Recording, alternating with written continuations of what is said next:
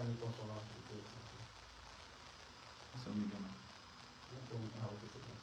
bon, super.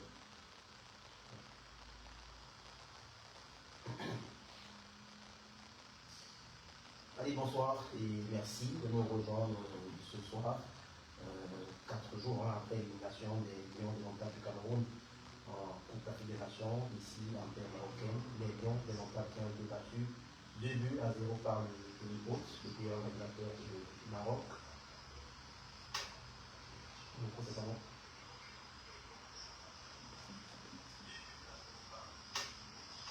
Est-ce que le son est bon, ça va?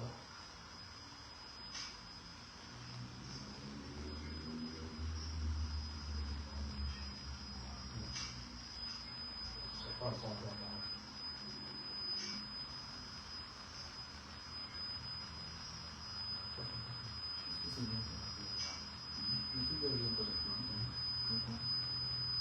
Il y a pas de message.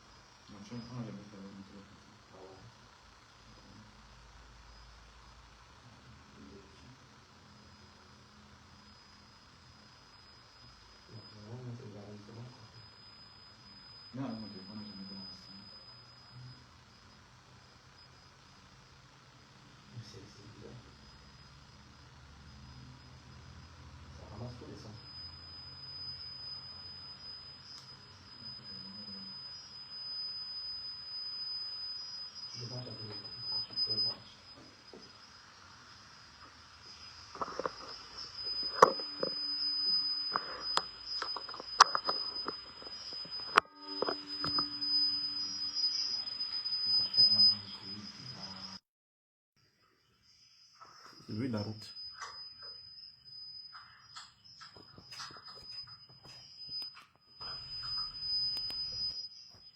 1, 2, 3, 1, 2, 3. Est-ce que le son est bon? 1, 2, 3.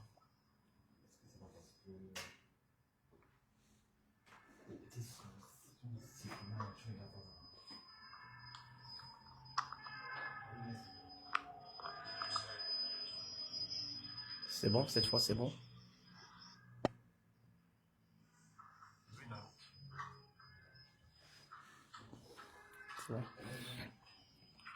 Merci de nous rejoindre. Désolé, il y a eu un petit souci avec le son. Je pense que c'est définitivement réglé. Bonsoir donc à vous qui nous suivez à l'instant. Vous êtes bien en direct sur CFoot, le média du peuple, le média de la CAN 2025. Ici, du côté du Maroc, les Lions Indomptables, on vous l'a dit tout à l'heure, ont été éliminés de la compétition en quart de finale par le pays hôte, le Maroc, les hommes de David Pago, qui sont donc tombés face à cette équipe hôte de la compétition qui, elle, va poursuivre la compétition avec la phase des demi-finales à partir de demain, sera du côté de Rabat où le pays hôte, le Maroc, va donc demain à partir de 21h affronter son adversaire, bien entendu, qui n'est tout autre que le Nigeria, lui aussi, qui a déjà remporté la compétition à 3 reprises. Alors bonsoir Yvan, on est là ce soir pour essayer un peu de revenir sur l'ensemble des raisons de cette élimination des Lions Indomptables du Cameroun, mais aussi pour planter le décor de cette demi-finale qui arrive demain. Bonsoir Yvan et bienvenue. Merci Alain, bonsoir et bonsoir également à nos charmants internautes et télé-internautes. Yvan, on l'a annoncé à nos charmants auditeurs et télé-internautes, tel que tu l'as si bien dit. Et le constat, il est là, l'information, la grosse information à retenir, c'est que le Cameroun, l'équipe du Cameroun, les Lions Indomptables, parlons bien entendu de l'équipe, a été éliminée dès la phase des quarts de finale de la CAN. Ils ont quand même réussi à faire mieux que lors de la dernière édition où ils ont été éliminés en 8e. Oui, ils ont réussi à faire mieux, mais déjà dit qu'ils ont réussi quand même à faire mieux, pour moi, c'est une analyse au rabais. Parce que quand on s'appelle Lions Indomptables, quand on s'appelle l'équipe nationale du Cameroun, et qu'on a gagné une compétition 5 fois, on ne peut pas venir dans la compétition de façon en y allant du dos de la cuillère. Donc quand on vient, c'est pour la remporter parce qu'on est un habituel, on est le deuxième plus gros palmarès de la compétition. Et donc, tout autre résultat qu'un titre dans la compétition, pour moi, est un échec. Oui, échec Yvan, mais on pourrait quand même aussi se dire que voilà, faire mieux que la dernière édition, c'est quand même déjà une avancée notable, n'est-ce pas? Oui, une fois encore le voir comme ça. C'est une grille d'observation. Oui, bien sûr, c'est une grille d'observation, mais pour moi, c'est un peu défaitiste d'analyser la performance du Cameroun dans une Coupe d'Afrique des Nations sous ce prisme-là. C'est un peu comme vous me disiez que quelqu'un qui a été habitué à être premier de la classe arrive dans une interrogation, un examen et ne réussit pas à se hisser parmi les 5 premiers et vous dites qu'il est quand même sorti 6e. Non, quand vous êtes habitué à être premier, on ne vous attend pas moins qu'à cette place-là parce que votre pédigré vous prédispose justement à avoir des ambitions d'un certain niveau. Le Cameroun n'est pas le Gabon, le Cameroun n'est pas le Tchad, le Cameroun n'est pas la Guinée ou la Tanzanie, sans vouloir manquer de respect à ces nations-là. Le Cameroun est probablement la plus grande nation de football africain s'il faut prendre en compte les performances mondiales comme la Coupe du Monde, les Jeux Olympiques et autres. C'est le plus gros palmarès, deuxième plus gros palmarès dans la compétition. Quand on a un pays qui a produit le nombre de ballons d'or que le Cameroun a produit, qui a ce nombre de participations à la Coupe du Monde, vous êtes un cadre du football africain et donc, quel que soit le contexte, vous ne pouvez pas arriver dans une Coupe d'Afrique des Nations en catimini, vous arrivez pour gagner la compétition et donc, quel que soit le contexte, si vous ne la gagnez pas, c'est un échec. Yvan, pour ressortir les raisons qui expliquent cette performance des Lions que tu qualifies bien entendu d'échec, on pourrait convoquer des raisons de multiples ordres, notamment d'ordre organisationnel, d'ordre technique, d'ordre tactique. Mais quel est pour toi le grand lot de raisons qui est le plus déterminant dans cette élimination des Lions aussi prématurément? Pour moi, si les Lions avaient réussi à gagner cette compétition, ça aurait été l'arbre qui cache la forêt. Parce que autant la performance d'une sélection nationale fanion ne reflète pas l'état de santé ou le diagnostic vital du football dans un pays, autant lorsque vous parvenez à la gagner sans avoir sur le plan structurel localement les ingrédients qui vous placent parmi les meilleurs en Afrique, pour moi, c'est un petit peu du braquage, si tu peux me passer l'expression. Et donc, vu sur ce prisme-là, on ne va pas être étonné de ce qui est arrivé à la sélection nationale camerounaise. Moi, j'aime à le dire. Parfois, quand je vois, pour prendre le cas de la compétition qui est encore en cours, la CAN ici au Maroc, j'ai vu des gens sauter de joie parce qu'on a fait match nul contre la Côte d'Ivoire ou parce qu'on a battu l'Afrique du Sud, en se gargarisant de ce que parce qu'on avait battu l'Afrique du Sud, c'était un indicateur de ce que la fédération travaille bien ou alors que le football camerounais se porte bien. Et j'ai posé une question banale à quelqu'un. Je lui ai posé la question de savoir est-ce que parce que le Cameroun a éliminé l'Afrique du Sud, pour autant le championnat sud-africain est devenu moins bon ou le championnat camerounais est devenu meilleur que le championnat sud-africain.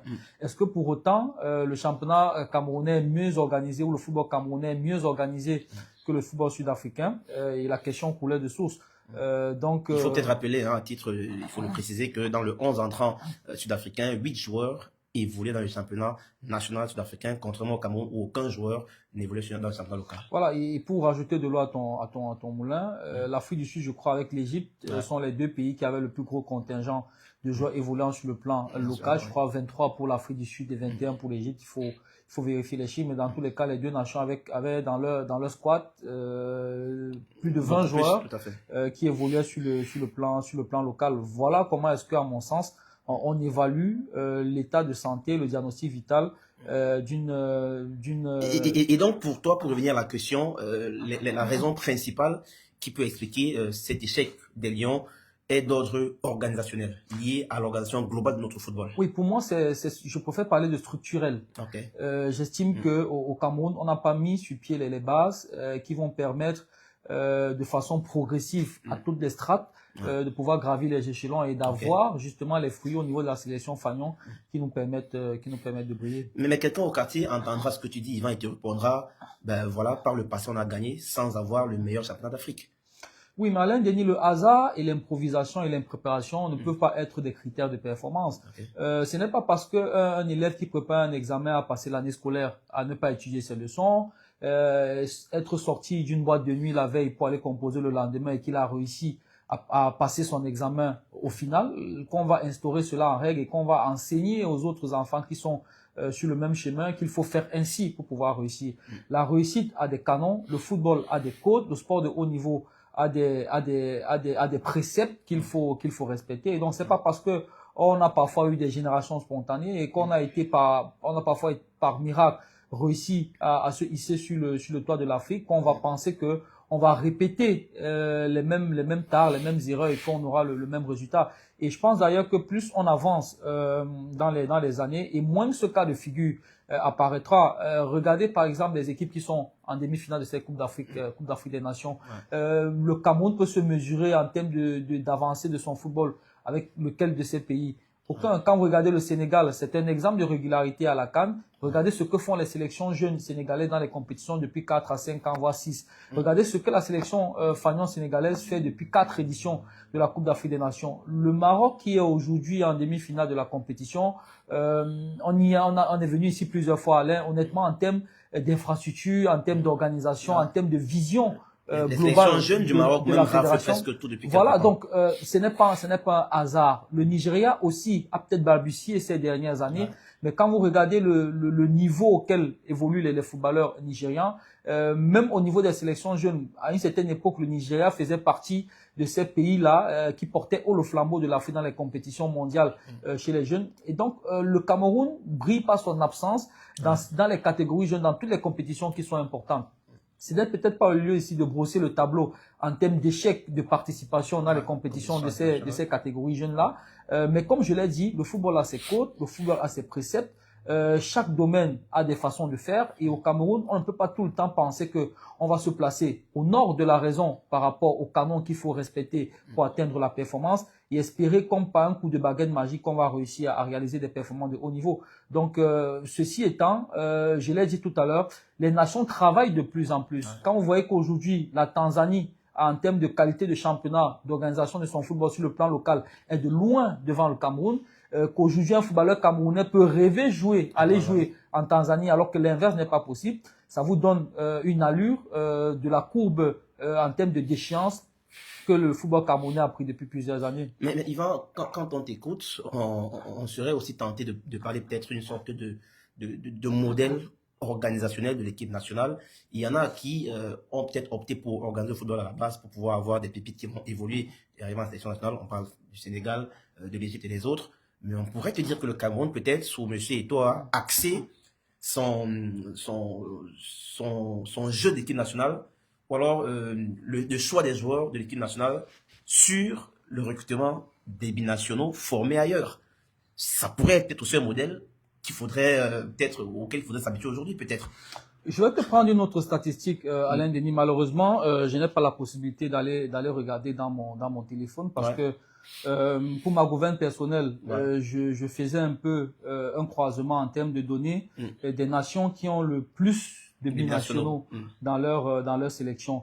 Des 4 nations demi-finalistes, l'Égypte par exemple n'a aucun binational. C'est-à-dire que quand je parle de binational, c'est des joueurs qui jouent avec la sélection et qui sont pas nés en Égypte. Après, on sait que les équipes du Maghreb, l'Égypte généralement n'a pas cette tradition de binationaux. Oui. Contrairement peut-être au Maroc, à la Tunisie, à l'Algérie. Oui, je prends ces quelques exemples pour montrer qu'en fait, de moins en moins, il faut éviter de penser que la manne viendra d'ailleurs. Il faut se doter des moyens qui vous permettront d'être compétitifs et d'aller rivaliser justement avec ces différentes nations. Donc là, j'ai retrouvé le fameux tableau. Je vais peut-être le donner pour ceux qui nous regardent. L'Égypte a 100% de joueurs évoluant sur le plan local, né en Égypte.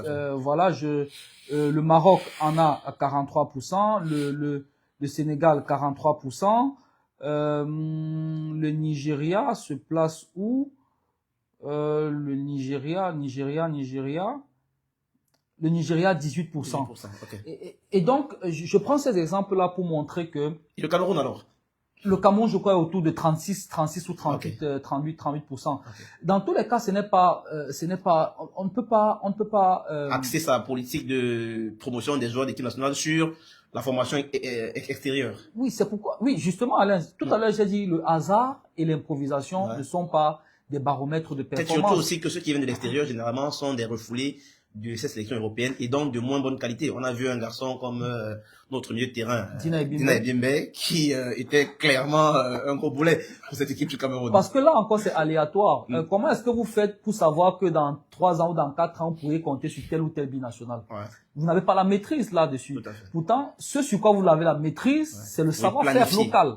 Si localement, vous mettez sur pied, en termes de structuration, en termes de procédés, les éléments qui vous permettront de produire un profil du footballeur camerounais avec à terme des ambitions que vous voulez atteindre. Là-dessus, vous avez la maîtrise. Vous pouvez décider de quel type de footballeur vous voulez former.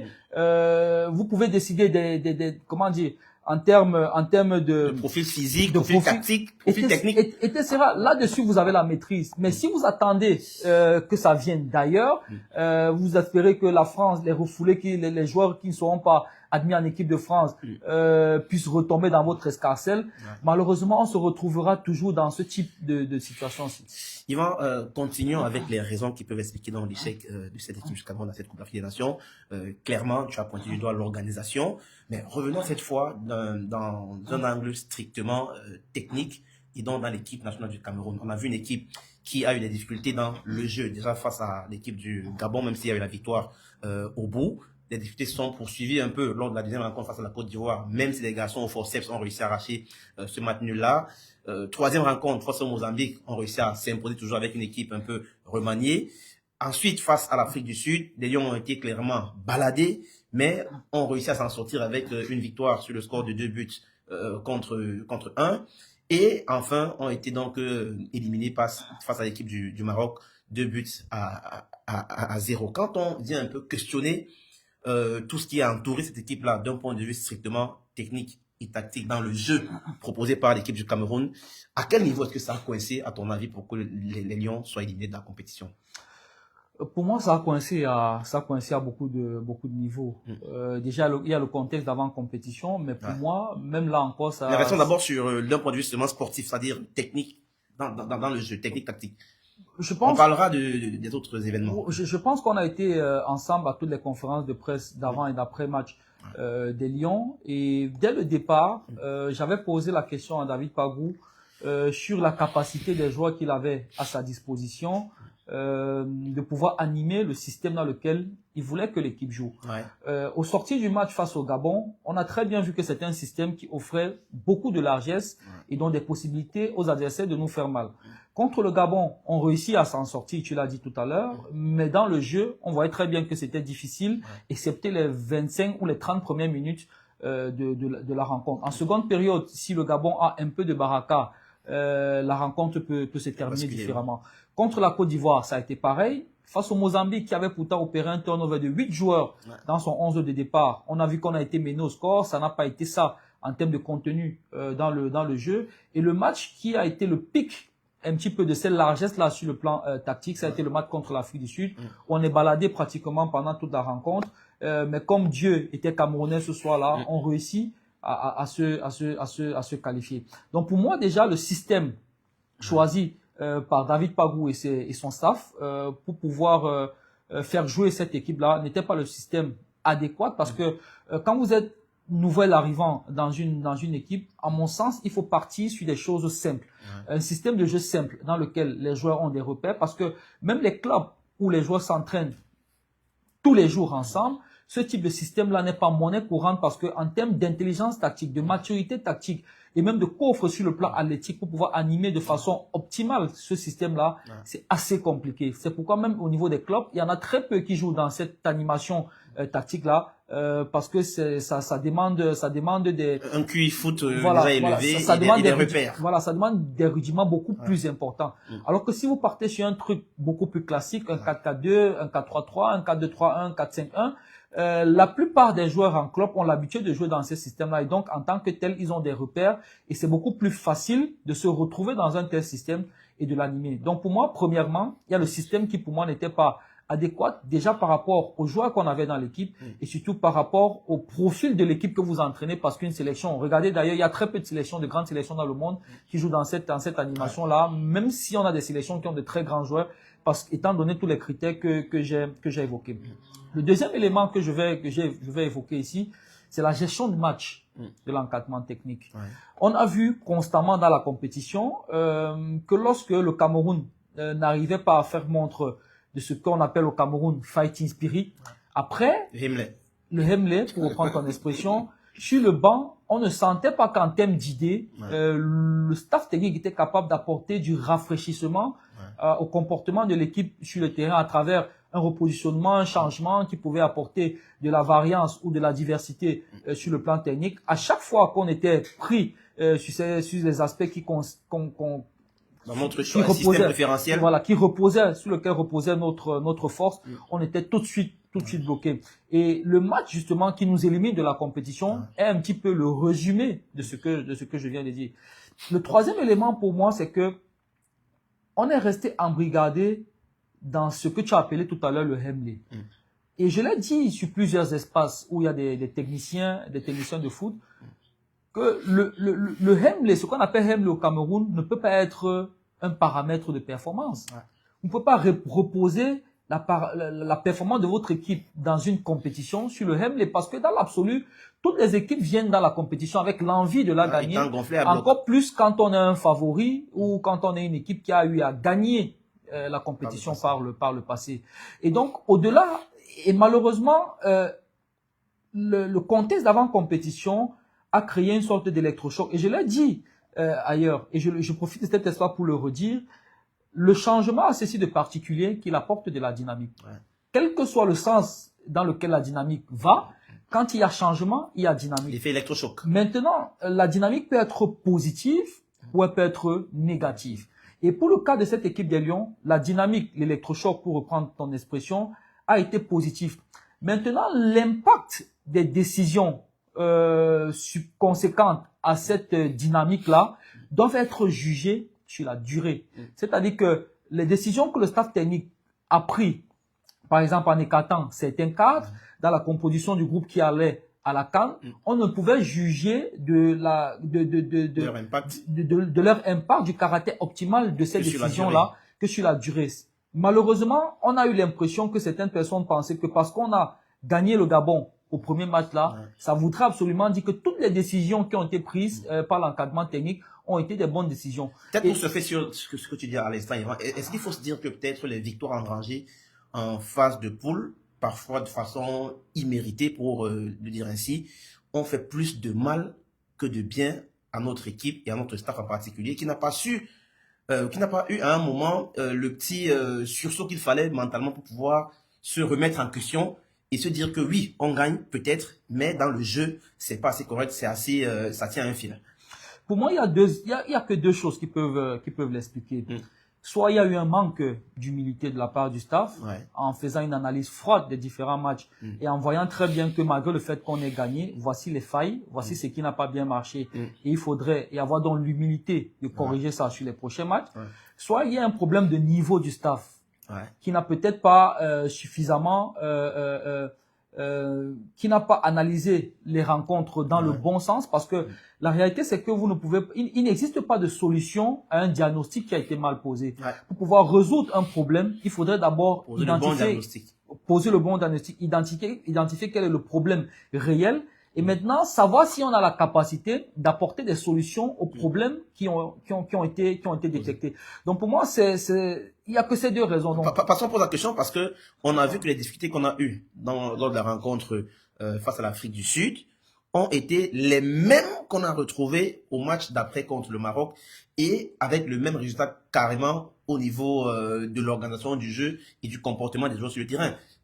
On a d'ailleurs posé la question à ce titre à David Pagou en lui disant que c'était la copie conforme les deux rencontres. La seule différence, c'est que face à l'équipe d'Afrique du Sud, les buts sont venus côté camerounais. Donc, effectivement, c'est pour dire avec toi que on a certainement manqué d'humilité. On n'a pas su corriger les problèmes d'un match à l'autre, alors que les problèmes étaient clairement les mêmes. Oui, c'est soit l'humilité, soit l'incapacité du staff à pouvoir apporter. Mais vraiment, avis tranché, à ton avis, qu'est-ce qui des deux, entre le manque d'humilité du staff qui s'est peut-être laissé enorgueillir par les victoires qui venaient, malgré tout. D'ailleurs, David Pabou l'a dit en conférence de presse, on n'est pas obligé de bien jouer pour gagner, on peut gagner un match 1-0, il a passé temps à chanter cela, face à l'Afrique du Sud, lorsque Hugo Broos vient en conférence de presse et dit que le Cameroun a gagné par chance, lui il estime que non, c'est pas la chance, c'est que la victoire est largement méritée. Qu'est-ce qui pour toi prédomine entre ces deux éléments-là? Est-ce que c'est beaucoup plus ce manque d'humilité-là, ou alors les carences tactiques au niveau de la capacité de l'entraîneur et de son staff à pouvoir gérer cette équipe du Cameroun? Je pense qu'il y a un peu des deux, mais je partirais beaucoup plus sur le deuxième élément. Okay. Parce que si vous avez fait le match que vous avez fait face à l'Afrique du Sud, normalement, si vous avez les solutions ou si vous avez de la suite au niveau des idées, au match suivant, on doit sentir au moins que dans le jeu de l'équipe, dans le comportement de l'équipe, il y a quelque chose qui a été travaillé à l'entraînement dans l'optique de corriger justement les manquements que l'équipe a eu lors du match précédent.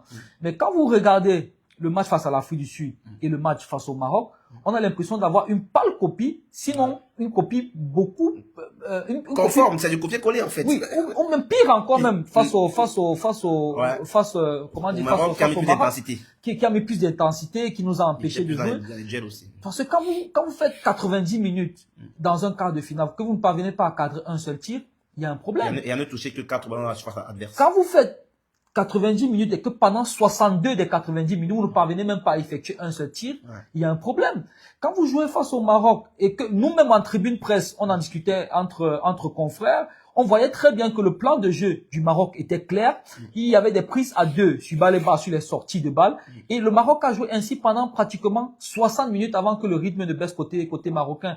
Et donc, si vous êtes sur le banc de touche du Cameroun, vous voyez très bien que le problème de votre équipe est clairement identifié et que pendant 60 minutes, l'adversaire continue à vous poser le même problème. Ça veut dire ce que ça veut dire. Ça veut dire que sur le banc, le staff technique n'a pas les solutions aux difficultés tactiques que l'adversaire est en train de leur poser. C'est pourquoi, à la réponse à ta question, je pense que sur le premier tour, il y a eu ce manque d'humilité-là.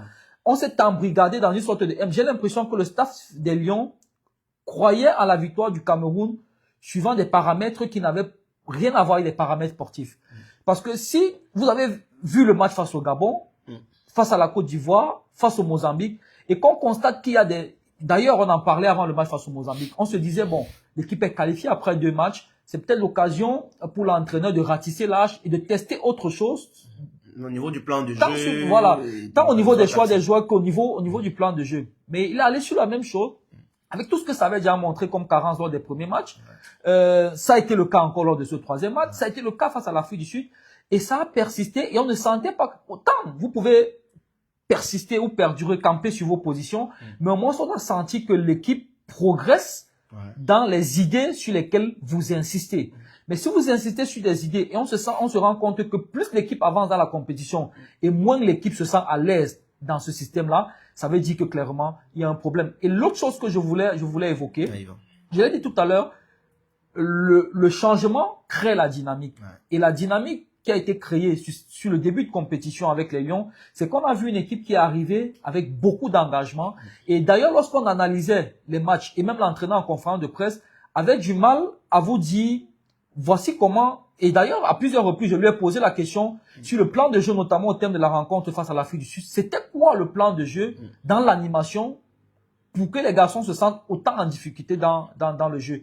Et à chaque fois, ce qui revenait, ce qui sortait de la bouche de l'entraîneur, c'est que non, les garçons ont mis de l'impact, il y a eu le Hemley, il y a eu l'engagement. Et je l'ai dit, l'électrochoc a fait que les garçons sont entrés dans la compétition avec beaucoup d'envie. C'est tout à leur crédit d'avoir de l'envie, d'avoir de la détermination, le don de soi. Sauf que plus la compétition avançait et on sentait justement que non seulement physiquement les garçons avaient de la difficulté, mais cette fougue qu'il y avait en début de compétition s'estompait au fur et à mesure. Et le pic justement de cette évaporation, de ce fatigue, de cet engagement-là, ça a été le match face au Maroc. Avec le public marocain aussi. Voilà. Et à ce moment-là, c'est là où le staff doit apporter sa touche sur le plan tactique pour que conjugué justement à l'envie des joueurs, que ça propose une difficulté beaucoup plus accrue aux adversaires et donc une équipe du Cameroun beaucoup plus facile à bouger. Regragui l'avait dit avant le match en conférence de presse, il avait étudié le jeu du Cameroun, il avait vu que le Cameroun ces matchs étaient principalement axés sur le combat physique et l'impact au niveau des duels. Et quand vous regardez l'attitude de l'équipe marocaine sur le match en quart de finale, comparé aux 4 premiers matchs, c'est une équipe marocaine en termes d'attitude complètement différente de ce qu'ils ont montré lors des premiers matchs. Ça veut dire qu'au niveau du staff, pendant les jours qui les ont séparés de leur 8e de finale, ça a bossé. Et justement, on a senti au niveau de l'attitude des joueurs sur le terrain que ce qu'ils ont travaillé pendant les entraînements durant ces 3 jours-là a rajouté quelque chose de plus aux qualités qu'ils avaient déjà, et c'est ce qui leur a permis de damer le pion au Cameroun. Je pense aussi qu'au niveau de la conférence de presse d'avant-match, déjà Rigaki a annoncé les couleurs avec le niveau de précision qu'il avait sur les détails qu'il donnait de l'équipe du Cameroun et même de sa propre équipe, contrairement au côté camerounais où on avait des arguments un peu trop évasifs, un peu trop légers, superficiels, pour rester sur cela. Yvan, alors, il y a cette élimination, effectivement, on l'a dit, tout le monde sait, le Cameroun a été éliminé en quart de finale par l'équipe du Maroc.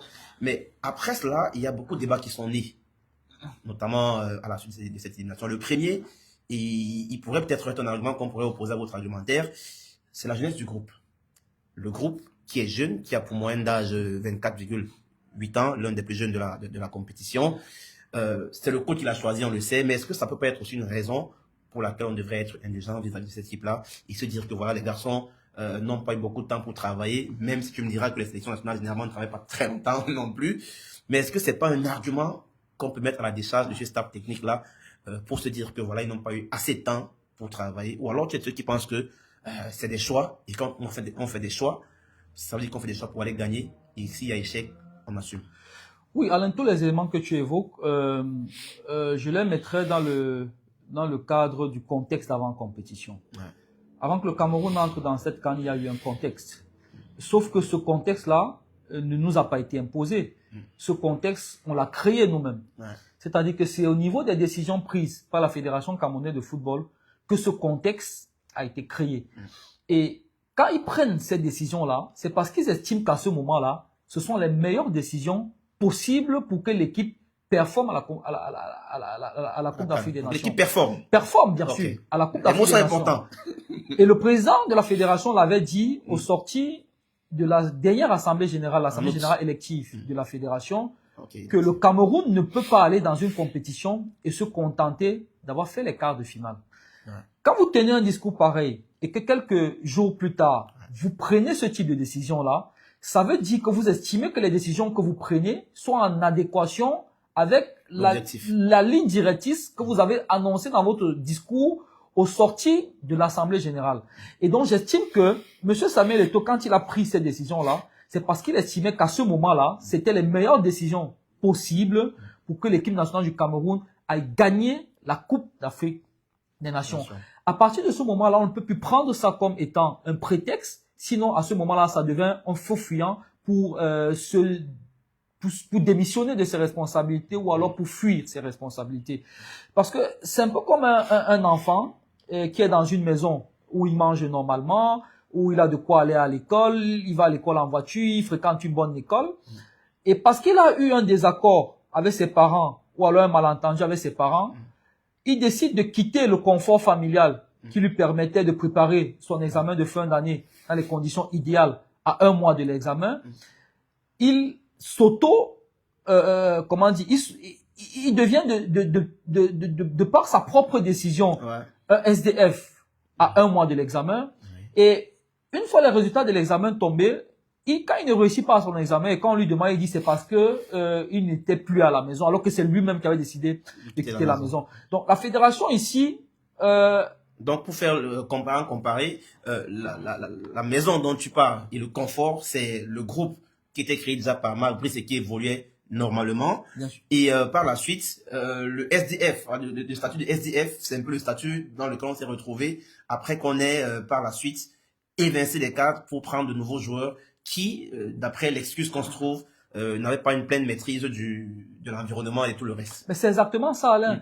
C'est pourquoi je dis ça ne peut pas être aujourd'hui, on ne peut pas brandir cela comme argument au moment de faire l'autopsie de cet échec-là en Coupe d'Afrique des Nations. Maintenant, l'argument de la jeunesse. Honnêtement, j'aimerais qu'on me dise ce qu'on entend par être jeune en Coupe d'Afrique des Nations. Je rappelle que les différentes générations ou alors les différents groupes du Cameroun qui ont été champions d'Afrique, celle de 84, celle de 88, celle de 2000, 2002 et en 2017, en termes de moyenne d'âge, on est autour de la même moyenne d'âge. 25 ans, autour de 25 ans. On est autour de la même moyenne d'âge. 24, 26, on est dans cet intervalle. Donc aujourd'hui, venir brandir l'argument de la jeunesse, encore que David Pagou, je pense que personne ne lui a mis le fusil à la table lorsqu'il composait ce groupe-là. Donc personne ne l'a obligé à prendre les joueurs qu'il a pris. Et donc quand il a fait les choix qu'il a fait, c'est parce qu'il estimait qu'en termes de profil, ce sont les joueurs qui pouvaient nous donner le résultat qu'on attend. C'est-à-dire que s'il faut suivre les directions, les indications du gouvernement qui a dit qu'il fallait faire mieux que les 3 précédentes classes, c'est-à-dire que jouer minimum la finale, et d'après le statut du Cameroun, aller gagner la compétition. Donc, quand vous avez fini de prendre un certain nombre de décisions et que vous êtes rattrapé par les limites des décisions que vous avez prises, vous ne pouvez pas aujourd'hui venir brandir ces arguments-là qui, en réalité, à mon sens, deviennent des faux fuyants. À 25 ans, on est plus jeune dans le football. Un jeune est censé aller professionnel à 18 ans. Et donc, si on va dans l'absolu que tous nos joueurs sont montés professionnels, et ça, c'est pour ceux qui sont pas précoces, parce que d'autres qui sont plus précoces peuvent accéder professionnel à 16 ans, à 17 ans, comme ça a été le cas. Comme ça a été le cas de l'actuel président de la fédération, qui avant d'atteindre ses 18 ans était déjà dans une équipe professionnelle. Et donc, à 24, 25 ans, vous êtes appelé à avoir déjà minimum 6 à 7 ans d'expérience professionnelle. Et si on prend la moyenne en termes de durée de carrière d'un footballeur, la carrière d'un footballeur, pour ceux qui ont le plus duré au haut niveau, dure entre 12 et 15 ans pour les plus téméraires. Et donc, à 24 ans, on est censé déjà être à 6 ans ou 7 ans de la fin d'expérience professionnelle et de la fin de sa carrière de footballeur. Et donc, on peut pas venir aujourd'hui nous dire qu'à cet âge-là, on est jeune. De la même façon, ces joueurs qui sont jeunes là, ce sont des joueurs qui sont titulaires pour certains dans leur club. Baleba, ça fait 2 ans qu'on le présente comme étant un des meilleurs joueurs en Afrique, qui joue à Brighton titulaire. L'un des meilleurs à son poste au monde. À son poste au monde. Et donc, ça, ce sont des arguments qui sont purement... c'est le patron de Manchester United. Voilà, ce sont des arguments qui sont purement camerounais et c'est pour moi des faux fuyants qu'on brandit aujourd'hui pour simplement justifier les carences des décisions qu'on a prises avant la compétition et qui malheureusement nous ont rattrapés durant cette compétition. Yvan, ça tu l'as dit, on a évacué ce débat-là autour de l'âge des joueurs, mais après il y a aussi la question de la jeunesse du groupe en général, du fait que le groupe n'ait eu que quelques temps pour pouvoir se préparer. C'est-à-dire au-delà de l'âge des joueurs qui, pour certains, étaient très jeunes, il y a aussi le fait que le groupe en lui-même n'a eu que quelques jours pour se constituer et pour aller en compétition. Est-ce que c'est un argument qui tient la route lorsqu'on sait que généralement, dans le monde, les sélections nationales ne mettent pas des stages de 3 mois, de 4 mois, de 5 mois? Alain Denis, là encore, je le redis, c'est un contexte qu'on s'est s'auto-imposé. Personne ne nous l'a imposé. Ce n'est pas comme si à la veille de la compétition, tous les joueurs potentiellement sélectionnables du Cameroun ont été frappés par une épidémie qui les disculpait ou qui les escomptait de la participation à la compétition. Non. Le staff, à son âme et conscience, a choisi les joueurs qui devaient les accompagner dans cette compétition, estimant que c'était les meilleurs choix possibles pour performer dans la compétition. Après, l'argument de ce groupe est un groupe jeune. Pour moi, c'est une escroquerie et c'est un mensonge. Je l'explique. Des 28 joueurs qui étaient à la Coupe d'Afrique des Nations, combien de joueurs n'avaient pas encore fait partie d'au moins une sélection sous l'entraîneur précédent? Très peu. Il n'y en a pas beaucoup. Donc, en tant que tel, ce sont des joueurs qui connaissaient la sélection. Et même parmi ceux qui n'avaient pas encore été en sélection, il y en a qui avaient déjà été appelés par le sélectionneur précédent. Et donc, aujourd'hui, venez nous dire que c'est un groupe qui est jeune. L'entraîneur même qui a conduit les destinées de cette équipe pendant la compétition est un entraîneur qui avait déjà fait 18 mois, sinon plus, au sein de cette équipe, même s'il ne l'était pas en tant qu'entraîneur principal. Il a d'ailleurs dit, et je pense que un des arguments qu'on avançait au départ de la nomination de Pagou pour justifier... C'est qu'il maîtrise le groupe. C'est qu'il maîtrise le groupe. D'où vient-il donc aujourd'hui que parce qu'on a échoué à la Coupe d'Afrique des Nations, on vient nous dire que c'est parce que c'est un groupe jeune, alors que pour justifier la décision d'avoir évincé l'ancien staff et nommé un nouveau staff, on brandissait précisément l'argument selon lequel c'est pas un entraîneur qui est nouveau, c'est pas des joueurs qui sont nouveaux, il les connaît parce qu'il a été dans le groupe. Non, ce sont des faux fuyants et ceux qui véhiculent ce message-là le font à dessein parce que malheureusement, dans l'opinion publique, il y a beaucoup de naïfs qui, lorsqu'ils entendent ce type de discours-là, sont influencés par cela et finissent par saisir cela. Par s'accommoder à cela comme si c'était voilà, la vérité. Et l'utiliser comme prétexte et comme excuse à cette échelle-là, mais en réalité, c'est pas le cas. Yvan, on est quand même d'accord sur un principe, sur une chose, c'est que tout n'a pas été totalement mauvais dans cette compétition. Il y a quand même eu des bonnes choses. Mais s'il y avait une ou deux choses de positives à relever dans cette expédition marocaine au sein de l'équipe du Cameroun, quelles seraient ces une ou deux choses? Pour moi, je citerai l'état d'esprit. Parce que sur les derniers matchs, alors que Marc Brice était encore là, on avait pointé et fustigé le manque d'implication des joueurs, que ce soit au Cap-Vert et le match sur toi à Yaoundé qui pour moi en termes d'implication. Ça aussi c'est lié peut-être au contexte. Oui. Des joueurs qui voyagent mal, je suis d'accord. Mais n'en demeure pas moins qu'en termes d'état d'esprit quand même, on a vu des jeunes qui ont montré l'état d'esprit qu'on aimerait que les joueurs montrent au sein de la sélection nationale. Donc pour moi, au-delà de cet état d'esprit, je ne vois pas beaucoup de choses qu'on pourrait retenir de cette CAN, parce qu'en termes de performance, on n'a pas brillé. En termes de qualité de jeu, on n'a pas brillé. Donc pour moi, cet état d'esprit-là, je le mets à l'actif des joueurs qui ont quand même démontré qu'ils avaient cette envie-là, cette volonté-là de pouvoir jouer sur le maillot du Cameroun. Yvan, toujours sur ce qui a bien fonctionné dans cette compétition côté du Indomptable, s'il y avait 3 ou 4 noms qui pourtant ont retenu ton attention de façon positive et qui sont des garçons sur qui on pourrait s'appuyer pour l'avenir, quels seraient ceux-là? Je pense qu'il y a Carlos Baleba. On l'avait perdu un peu depuis le début de la saison, même en club d'ailleurs où il était en difficulté. J'ai le sentiment que cette Coupe d'Afrique des Nations lui a permis d'avoir une grosse bouffée d'oxygène. Et on l'a d'ailleurs vu le match face à l'Afrique du Sud. Et d'ailleurs, la difficulté que le Cameroun a eue, entre autres face au Maroc, a été cette incapacité pour lui à pouvoir être à son aise dans ce match-là. Maintenant, à côté de lui, il y a le petit Avom, dont on ne parle pas beaucoup, mais qui est ce joueur-là qui fait un peu le sale boulot, les travailleurs dans l'ombre. Et je pense que son gros abattage au niveau du milieu de terrain, sa capacité à ne jamais rechigner dans les efforts, peut permettre ou a permis dans une certaine mesure aux autres joueurs de se sentir dans certains matchs à l'aise.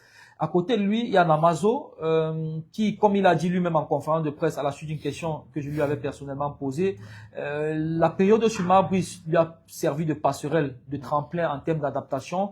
Et sur cette CAN-ci, même s'il a moins bien terminé la compétition, au moins sur les premiers matchs, on a senti que c'était un garçon qui avait de la qualité et qui est capable, lorsqu'il est dans un bon jour, de beaucoup apporter à cette sélection. Donc voilà les 3 joueurs pour moi que je sortirais du lot parmi ce groupe qui était à la CAN. Yvan, quand on entend ta réponse, cela me suggère immédiatement une autre question qui n'était pas prévue, mais on a bien remarqué que des 3 joueurs que tu cites sont des 3 des milieux de terrain, ceux qui constituent un peu l'entre du Cameroun. Est-ce à dire que pour toi, la page Zambo Anguissa est peut-être définitivement tournée? Non, je dirais pas qu'elle est tournée. Zambo Anguissa. Est-ce qu'il a encore sa place de titulaire? Titulaire, ça va dépendre de beaucoup de paramètres. Mais au moins, en termes de performance, il a encore sa place dans cette équipe. Il joue quand même dans une des plus grandes équipes d'Italie, 2 fois champion d'Italie. Je pense qu'avant sa blessure, pour moi, en termes de performance, il était sur une courbe pour devenir probablement le meilleur joueur de la saison en Italie. Je crois qu'il avait été 2 ou 3 fois joueur du mois. 2 fois joueur du mois, je crois, plusieurs fois homme du match avec Naples. En termes de qualité, en termes d'expérience, l'une des choses qui a manqué criardement à cette équipe durant cette CAN, c'est l'expérience. Et quand vous voyez le match face au Maroc, je pense qu'il a manqué de ces joueurs d'expérience là qui soient capables de tenir un discours aux autres pour leur permettre de faire abstraction de l'ambiance oppressante qu'il y avait au stade de Moulay Abdellah. Donc je pense que Zambo Anguissa, s'il réussit à revenir à son meilleur niveau, il a toujours sa place dans cette équipe. Zambo Anguissa qui a donc sa place d'après Yvan, la page n'est pas tournée. Alors, on ne te demandera pas à la place de qui il entrait dans ce milieu de terrain à 3, parce que tu as dit tout à l'heure que ça dépendrait de beaucoup d'autres choses. Mais j'aimerais qu'on évoque cette fois d'autres choses. Il y a cette compétition-là. Il y a bien entendu les demi-finales qui se disputeront donc demain du côté de Rabat et de Tanger. La première demi-finale sera bien entendu du côté de Tanger entre l'Égypte, 7 fois champion d'Afrique, et le Sénégal, une fois champion d'Afrique, c'était d'ailleurs chez nous, au Cameroun, à Yaoundé. Et la deuxième, c'est le pays organisateur, le Maroc, qui sera face au triple champion d'Afrique de Nigeria. Yvan, pour toi, avis tranché, tu vois qui passer parmi les deux d'abord? Honnêtement, ça va être très, très difficile. Je pense que en termes de hiérarchie des sélections, cette CAN est très hiérarchisée. On voit que les meilleures nations sont au rendez-vous. Les trois nations, moi personnellement, je plaçais le Maroc, le Sénégal et le Nigeria comme mes trois favoris. De l'avis de beaucoup aussi, qui plaçaient Maroc, Sénégal, Égypte. Donc vous voyez que le quatuor final au finish, permettez-moi la tautologie, est constitué des 4 équipes que beaucoup voyaient aller au bout de la compétition. Avec les meilleurs joueurs dans cette équipe. Avec les meilleurs joueurs africains, les derniers ballons d'or, pardon, africains. Voilà, les 5 derniers ballons d'or sont dans cette équipe. Mané pour le Sénégal, Salah pour l'Égypte, Osimhen et Lookman du côté du Nigeria et Hakimi le récent avec le Maroc. Donc je pense que pour moi, en termes de niveau, ces demi-finales-ci, à mon sens, regroupe le meilleur panel en termes de qualité, déjà a priori avant la compétition et surtout de ce que les équipes ont démontré durant le tournoi. Donc je pense que ça va être extrêmement difficile. Le Nigeria a, pour moi, en termes d'équilibre et de force dans tous les compartiments, me semble être l'équipe la mieux taillée pour aller au bout de cette compétition-là. Maintenant, ils vont affronter une équipe du Maroc qui tient son match de référence sur le quart de finale face au Cameroun. Ils ont totalement dominé la rencontre, qui va certainement monter en niveau parce qu'ils se disent qu'il y a 2 matchs simplement pour renouer avec un sacre en Coupe d'Afrique des Nations 50 ans après le titre de 1976, qui sera aidé en cela par un public qui, en termes de qualité, honnêtement, je pense que toutes les nations africaines devraient s'inspirer de ce que fait le public marocain. En termes de public, je pense que ils n'ont pas leur pareil en Afrique. Tous ces éléments-là réunis font que le Maroc aura une vraie carte à jouer face au Nigeria. Donc pour moi, je partirais sur du 50-50 entre les deux nations. De l'autre côté, l'Égypte, pour moi, est l'équipe qui a le profil du champion. Et quand je parle de profil du champion, c'est que l'Égypte n'est pas l'équipe qui vient dans la compétition forcément pour briller ou pour mettre en lumière certains joueurs, mais qui vient pour avancer dans la compétition et pour aller gagner la compétition. Elle est capable de prendre le jeu à son compte si vous lui laissez le ballon. Elle est capable aussi de vous pourrir le match pourvu que l'objectif soit sauvegardé, c'est-à-dire que celui d'avancer dans la compétition. Et tactiquement, je pense que l'Égypte est une des équipes les plus difficiles et qui a le plus de consistance dans cette compétition. En face d'elle, elle aura le Sénégal, qui est une équipe un petit peu qui lâche les chevaux. Quand vous regardez le Sénégal, je ne sais pas, une équipe qui calcule beaucoup. Tactiquement et techniquement, c'est une équipe qui a de la qualité, mais qui a montré sur certains matchs, comme face au Congo, ou par exemple face au Mali, qu'elle est capable d'être très en difficulté. Donc tout ceci étant, pour moi, je pense que c'est beaucoup plus du 50-50. Chacune des 4 équipes est capable de se hisser en finale. Voilà qui est dit, amis internautes. J'espère qu'on aura fait le tour de la question. Donc demain, pour ces 2 rencontres, on va rappeler Égypte-Sénégal à 18h du côté de Tanger et Maroc contre le Nigeria avec un côté de Rabat. Ce sont donc les 2 demi-finales de cette Coupe d'Afrique des Nations Maroc 2025, à l'issue desquelles on aura les 2 finalistes qui vont s'affronter du côté de Rabat. Et on merci pour tes bien analyses. On se dit peut-être à la prochaine. Merci Alain Denis et on donne rendez-vous à nos charmants internautes à très bientôt. Ciao.